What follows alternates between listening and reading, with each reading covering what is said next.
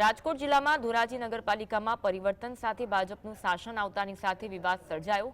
ધોરાજી નગરપાલિકાની ચૂંટણી પહેલાથી લઈને ચૂંટણીના પરિણામ બાદ ચર્ચામાં રહેલા પ્રમુખ સંગીતાબેન બારોટે એકાએક ધોરાજી નગરપાલિકાના પ્રમુખ પદ ઉપરથી રાજીનામું આપી દેતા અનેક તર્ક વિતર્ક શરૂ થયા।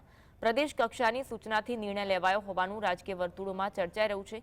તાજેતરમાં રાજકોટ જિલ્લાની 5 નગરપાલિકાઓના પ્રમુખ ઉપપ્રમુખની વરણી કરવામાં આવી, જે પૈકી ધોરાજી નગરપાલિકાના પ્રમુખ તરીકે મહિલા પ્રમુખ સંગીતાબેન બારોટનું નામ જાહેર કરવામાં આવ્યું।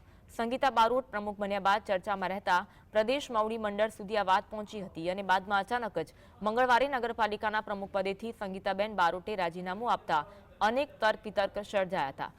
સંગીતાબેન બારોટે મંગળવારે જિલ્લા કલેક્ટર સમક્ષ આવી લેખિતમાં રાજીનામું આપ્યું, જે અંતર્ગત અંગત કારણોસર રાજીનામું આપ્યાનો ઉલ્લેખ કરવામાં આવ્યો, પરંતુ અંગત કારણોસર નહીં, પ્રદેશ ભાજપના સૂચનાથી રાજીનામું આપવામાં આવ્યું હોવાનું રાજકીય વર્તુળોમાં ચર્ચાઈ રહ્યું છે। ઉલ્લેખનીય છે કે સંગીતાબેન બારોટની ચૂંટણી પહેલા ઉમેદવાર તરીકે જાહેરાત થતા સોશિયલ મીડિયામાં કરેલી કેટલીક વિવાદિત પોસ્ટના કારણે તેઓ ચર્ચામાં આવ્યા અને ત્યારબાદ નગરપાલિકાના પ્રમુખ પદે નિમણૂક થતા મીડિયા સમક્ષ નરેન્દ્ર મોદીને ગુજરાતના મુખ્યમંત્રી ગણાવી દેતા ફરી ચર્ચામાં રહ્યા હતા। તો સંગીતા બારોટે રાજીનામું એટલે કોઈનો કઈ વાત નથી અને પક્ષ સાથે હું જોડાયેલી જ છું।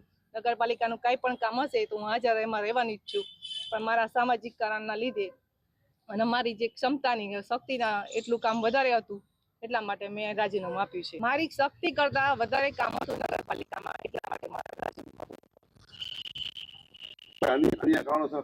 નહીં, કોઈ અન્ય કારણ નથી, એમાં કોઈ અન્ય કારણ